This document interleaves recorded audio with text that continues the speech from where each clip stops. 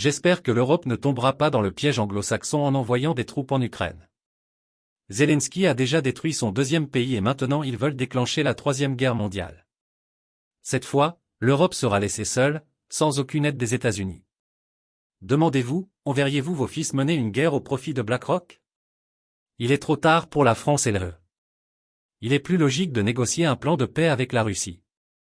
L'ennemi n'est pas la Russie mais les banquiers de la City de Londres et les institutions financières comme BlackRock, propriétaires du complexe militaro-industriel. La perspective machiavélienne sur l'implication militaire européenne en Ukraine. Dans le paysage géopolitique actuel, la question de l'intervention militaire européenne en Ukraine plane de manière menaçante. À travers un prisme machiavélien, ce dilemme révèle des couches de dynamique de pouvoir, d'intérêt personnel et de recherche de stabilité. L'affirmation selon laquelle l'Europe risque de tomber dans le piège anglo-saxon en envoyant des troupes en Ukraine, telle que formulée par certaines voix, dévoile une perspective stratégique qui mérite d'être explorée. L'approche pragmatique de Machiavel envers la politique, caractérisée par un accent sur les dynamiques de pouvoir et le réalisme politique, offre des éclairages sur cette situation complexe. Tout d'abord, Machiavel souligne l'importance de la préservation de soi et de la poursuite des intérêts nationaux. La prudence contre l'engagement dans des aventures militaires sans une considération minutieuse des conséquences potentielles résonne profondément avec ces principes. Les actions de Zelensky, dépeintes comme destructrices par certains, soulèvent des doutes quant à la sagesse d'une implication supplémentaire. Machiavel soutiendrait qu'un dirigeant doit prioriser la stabilité et la prospérité de son propre État avant tout.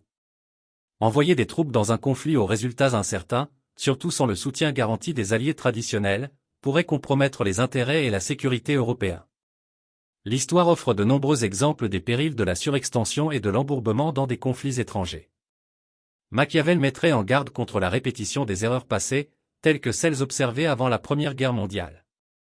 Le spectre d'une troisième guerre mondiale plane, et des dirigeants prudents doivent peser les risques avec attention. Les enseignements de Machiavel sur l'art de la guerre soulignent l'importance du calcul stratégique et de l'évitement des conflits inutiles.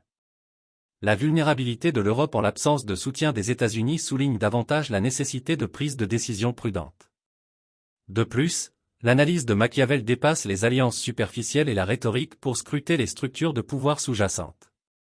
L'affirmation selon laquelle le véritable ennemi ne réside pas en Russie mais dans les institutions financières comme BlackRock et la City de Londres résonne avec la compréhension de Machiavel des dynamiques de pouvoir.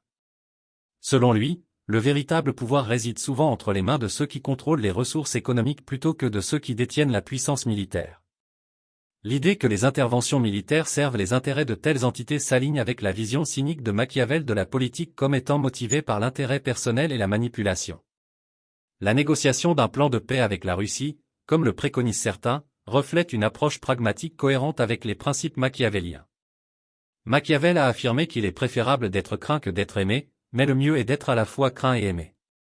Appliquer ce principe aux relations internationales suggère que la réalisation de la stabilité par des moyens diplomatiques est préférable aux aventures militaires coûteuses et risquées. En priorisant la négociation par rapport à la confrontation, les dirigeants européens peuvent sauvegarder leurs intérêts et éviter un bain de sang inutile. En conclusion, la perspective machiavélienne offre des éclairages précieux sur la question de l'implication militaire européenne en Ukraine. En priorisant l'intérêt personnel, le calcul stratégique et une compréhension nuancée des dynamiques de pouvoir, les dirigeants européens peuvent naviguer cette situation complexe avec sagesse et prudence. Que ce soit pour envoyer des troupes en Ukraine ou pour poursuivre d'autres moyens de résolution des conflits, cela nécessite une considération minutieuse des risques et des récompenses. La sagesse intemporelle de Machiavel nous rappelle que dans la poursuite du pouvoir et de la stabilité, une prise de décision prudente est primordiale.